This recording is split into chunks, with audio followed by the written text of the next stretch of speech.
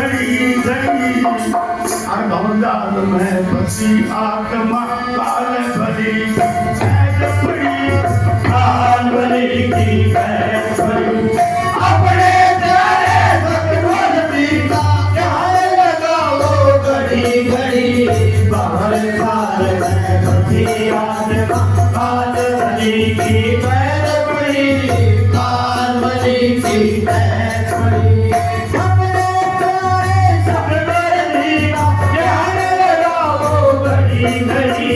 कमर जाल में फंसी आत्मा कालवली की कैद पड़ी कालवली की कैद पड़ी देव देवता मणि मचाएं सभी काल का है तारा फिर माँ विष्णु शिव और घोर माया जाल में फंस आया माया जाल में फंस आया ऋषि मुनि और वीर पैगंबर कई तपस्या अंतारा राम चंद्र और कृष्ण की भी उतर सकेगा बहुपारा उतर सकेगा बहुपारा तीन युगों में होए बलि जो सबकी तो नहीं आती आई और जाल में फंसी आत्मा काल बलि की कैद पड़ी काल बलि की कैद पड़ी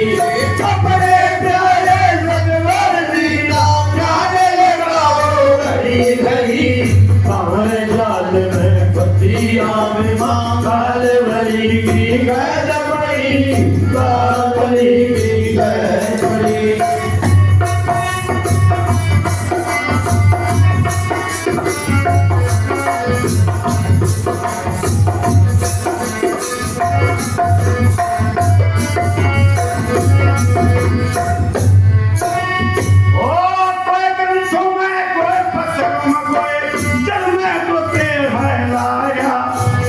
कर्म में कोई धर्म में मान बढ़ाई मैं आया मान बढ़ाई मैं आया गाँव में भगवान गाँव में जटा रखाओ ऐसे माया तो मेरी क्रिया करते अंदर साफ करे सारा वो अंदर साफ करे सारा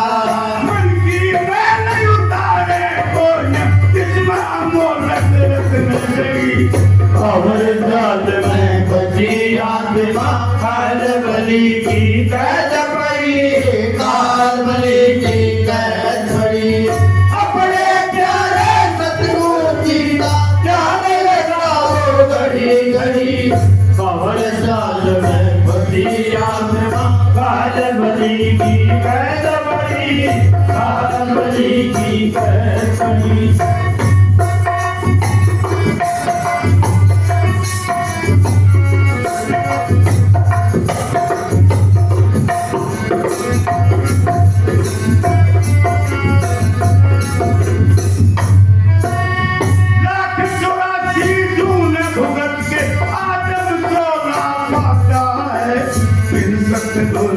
बदन बिनाए अंत समय पछताता है अंत समय पछताता है बातों अगली कन के अंदर इनको तो नहीं उतरता है मनियत करके देखो जनाब कंकर मास सुखाता है कंकर मास सुखाता है पूरा सतगुर मिले बिना काल जाल में फंसी आत्मा काल बलि की कैद पड़ी काल बलि की कैद पड़ी अपने प्यारे भगवान सीता ध्यान लगाओ घड़ी घड़ी काल जाल में फंसी आत्मा काल बलि की कैद पड़ी काल बलि की कैद पड़ी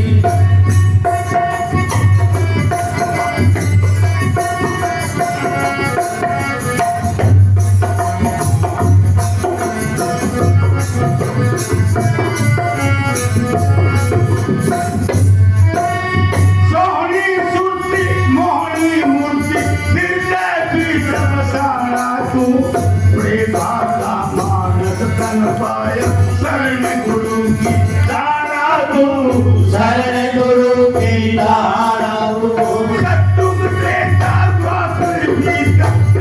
कीर्तन गाना तो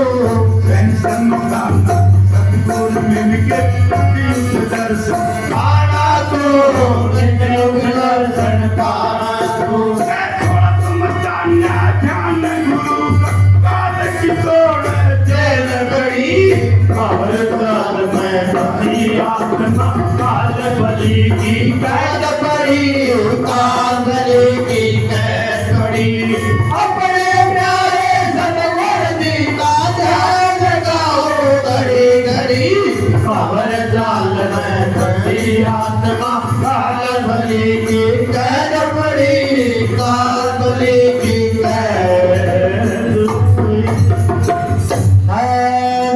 सतगुरु तेरा ही तो इस प्रकार सारा संसार भ्रमित है। संत महात्मा सच्चाई का हेला दे देते हैं। भाई ये कलयुग जा रहा है।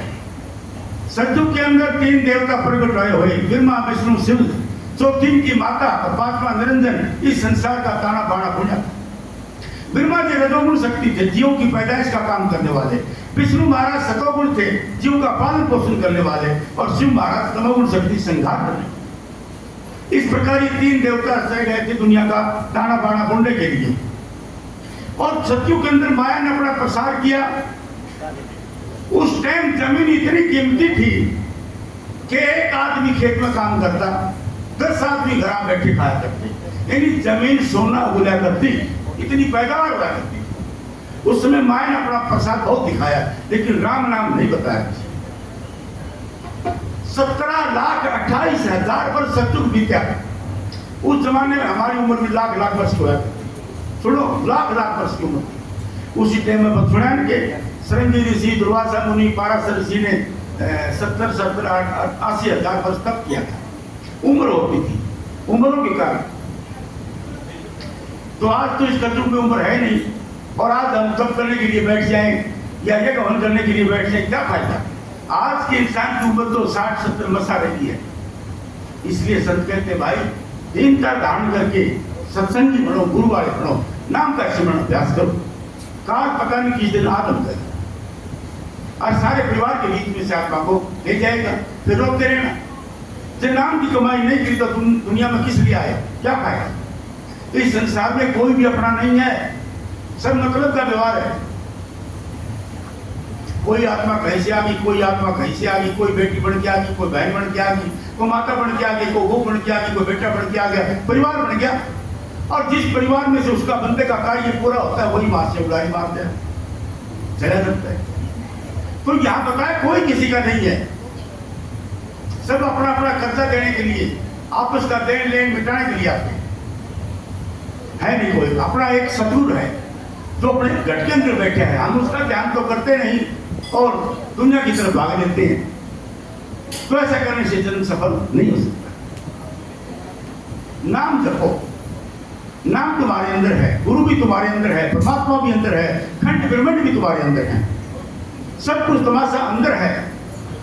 जो ब्रह्मंडे सोई पिंडे खोजे सो पावे। जो नमूना ब्रह्मांड का है सोई पिंड का है, लेकिन जिसने खोज करी उसको मिले।